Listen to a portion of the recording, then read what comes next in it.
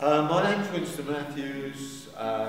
My problems: depression, alcoholism, spinal fusion, and I've had cancer and hepatitis C.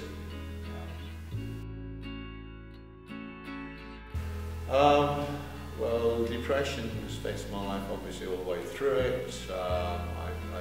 My spinal problems happened when I was 16, and that's been much since. The alcoholism has been ongoing since I've been about 15. The hepatitis and the cancer, the hepatitis came first and the cancer became more of that. The hepatitis, I found that I had it in about 2009, and the cancer derived from me taking hepatitis C treatments, etc.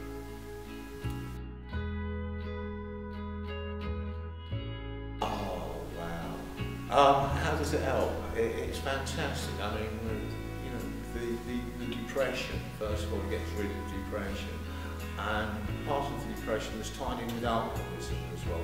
I take the drug alcohol, and I start getting really, I would say actually violent drunk. I haven't drunk for over 13 years, so nobody's got to really worry. How it helps me with my spinal problems is it takes the pain away and usually throws it out the window, depending whether it's indica or sativa based. And with the cancer, as I've done a bit of a science here, I wouldn't say it took the cancer away, but I would say it's helped in so many different ways because I've been having chemotherapy with it. But you know, to me, the cancer has helped so much, and with positivity amongst a lot of other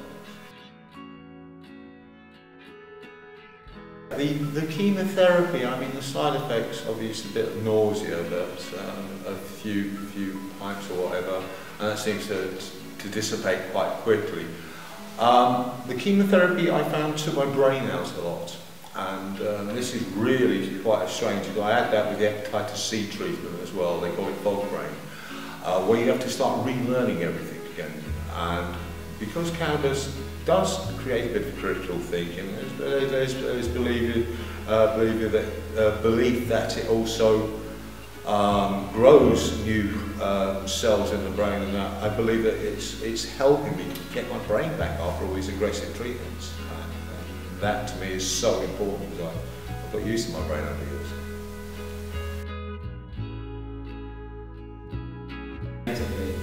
Well, that affected me in many ways. I mean, going through the hepatitis C treatment, you know, this is the period when the police were busting me a lot more. I just started it. The hepatitis C treatment, a lot of people stop it because of depression, etc. And there's lots of side effects. I don't want to say, in case people do the treatment, and I don't want them to get it because, you know, they've heard it. But believe me, I had really bad side effects, and the police kept coming in and taking my medication, which the cannabis is well known for helping for. With hepatitis C now, just lately in New York this year in January, they've allowed prescription for hepatitis C. I was growing my own, the police kept coming and busting. It disrupted not only the treatment I was taking, stopping my medication, and consequently the treatment didn't work, and I ended up with cancer. Was it because I was growing my own and they kept interrupting things, and I couldn't take it as a per se, of course, a dotted hour, I mean. I was, yeah, that's all I can say really. Being so vocal about it, I would have to step back to looking at my depression, etc. My mother died of an overdose when I was a child of pharmaceuticals and alcohol. So I've got more vocal when I realised that cannabis my mother could have taken. Then I found out that it was good for me back, etc., etc. So why I was more vocal is because I feel cheated. I feel cheated by the regime. I found something when I was 21 that stopped me taking the drug alcohol and many other drugs. I feel cheated that it helps me with my depression. I feel cheated that even now that it's helping me develop my brain.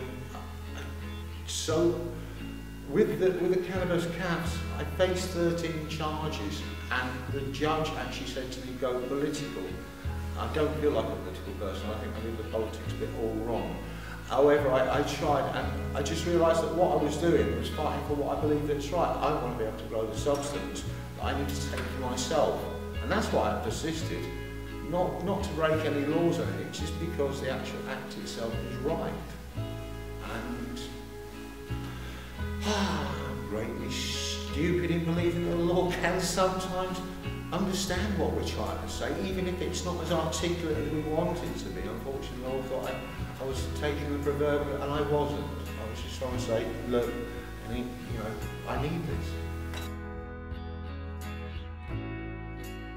I've joined the United Patients Alliance because I strongly believe that people should be able to use cannabis or anything, cannabis to talk about, as an alternative or as complementary to any other element that they want, or in fact if they want to even just enjoy it. What's wrong with that? We've got an endocannabinoid system, people should fill it up, should learn more about it, and I believe that the United Patients Alliance is an organisation that's going to bring it out to the people and let you decide.